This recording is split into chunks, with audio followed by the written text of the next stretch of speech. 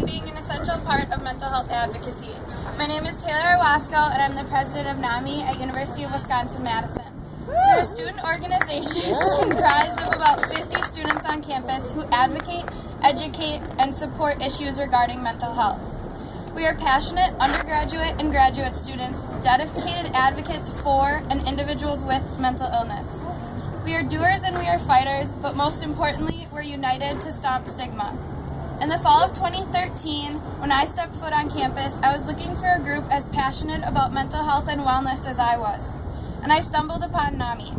Since losing 2 close friends to death by suicide in 2010, I had struggled immensely with questions, doubts, and fears, but finding a home with NAMI has aided to my successes while here on campus. To surround myself with individuals who are driven to make change on campus and in our community is truly invigorating, and I urge each of you to find your passion and make a change.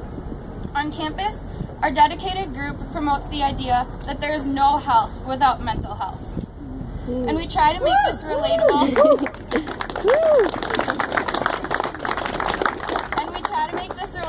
To every college student. Each of us has our own battles to fight, but with peer support, many of us have realized these battles can be challenged and oftentimes won. Our general meetings with speakers from diverse backgrounds, our peer support groups, art hours, drop-in times, movie screenings, stress relief events, and social events promote the true importance of community. NAMI UW is also passionate about legislative advocacy. We know that our state's decision makers need to hear from us. Although the legislature has talked about the importance of addressing stigma, they have not taken concrete actions to prevent the stigma and discrimination against those with mental health conditions in schools, places of work, and in our communities. We on the UW-Madison campus believe this is a serious issue and will continue to fight until individuals with mental illness are treated with respect and equality. Another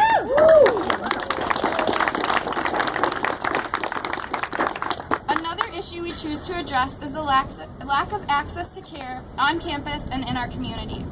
Although there are many options, there are often requirements that restrict individuals from fair and equitable access to care. We at UW-Madison believe there are numerous policies that need reform, but changes in our communities are simply impossible without the acknowledgement and acceptance of our individual community members affected by mental illness and the continued dedication of advocates. With these thoughts, it is my honor to introduce a good friend and fellow NAMI UW member, Annette Leach, who is here to share pieces of her own personal story in hopes of lighting a fire within each and every one of you.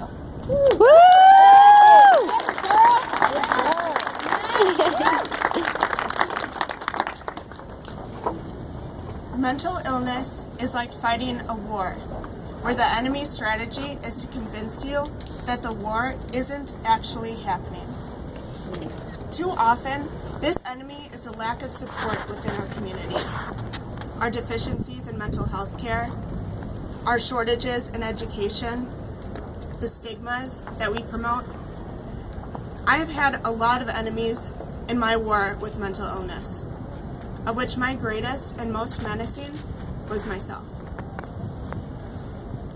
I was diagnosed with depression the month before entering my freshman year here at UW-Madison. It was a life-changing diagnosis. On the one hand, I had clarity. My lack of appetite, the constant longing for my bed, the extreme rage that I felt at petty things, the desire to give up because life is too hard. It all made sense now. On the other hand, I had depression. Depression, that's a mental illness, right? God, I must be crazy. How was I ever supposed to admit this to anyone? How was I supposed to accept it myself? I held on tightly to these stigmas throughout my first semesters of college. I truly thought that I would never be understood, or worse, that I would never understand myself.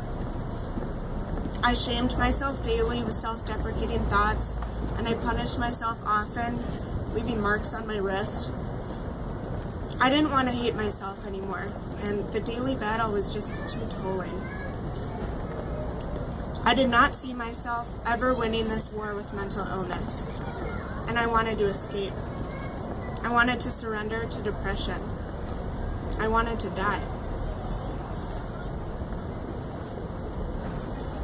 And I can say with certainty that I would have, had it not been for my roommate and my guardian angel, Erin.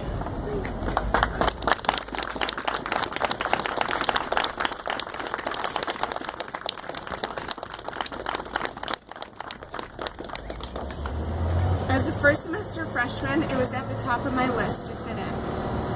At a notorious party school, this oftentimes involved alcohol, and my suicidal thoughts usually struck the hardest when I was under the influence.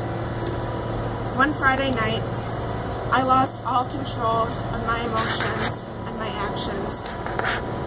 I remember begging Erin hysterically to please just let me die tonight. Just help me find a way to end all of this. And though she is half my size, Erin held my hands and my body in a way that I could not hurt myself for hours and hours until I was just too exhausted to fight back. And though she had no previous knowledge about mental illness or experience in mental health crises, she was the only person who could soothe me with her gentle words and her firm hugs. That night, my warrior Erin gave me a reason to keep fighting in this war. She showed me that my life has worth and that I would soon see that too. Erin's willingness to understand me was a huge push for me to meet others like her. And that next semester, I found a whole group of soldiers to help me fight back against my depression. My friends at NAMI UW have played some of the largest roles in my self-acceptance. They have educated me on mental disorders, they have encouraged me to stop my own stigmas, and they have directed me to discover my passion of helping others with mental illness. Through NAMI, I have become infinitely more comfortable with my diagnosis, and I have used my story to help others become more comfortable with theirs.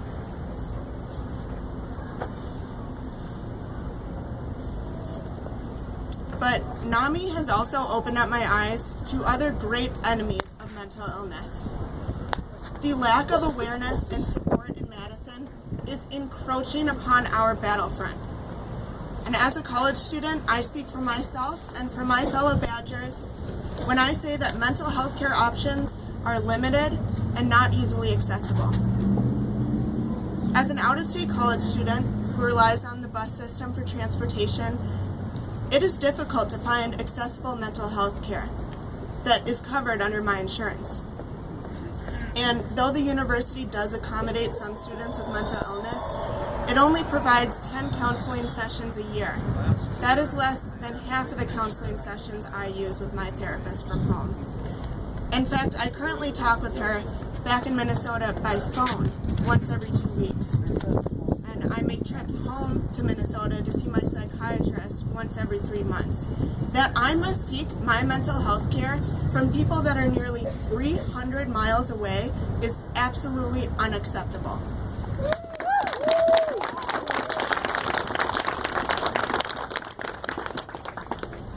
I am just one soldier in this massive war with mental illness, but I am backed by the toughest army imaginable. I am backed by my irreplaceable family who would move mountains for me. They came all the way from Minnesota to support me today.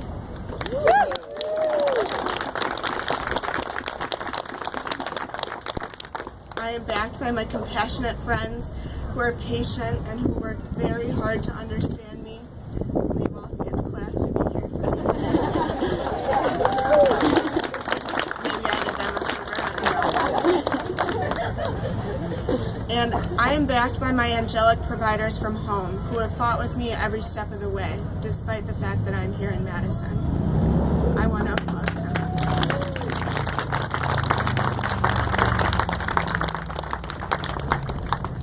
I am so blessed to have all of the support that I do in this battle, but the fact fact is that most people afflicted with mental illness are not so lucky. Too many people feel alone in their wars, and it is our job to make sure these community members know that there is support available. It is our job to stomp the stigmas that shame people to silence. Woo!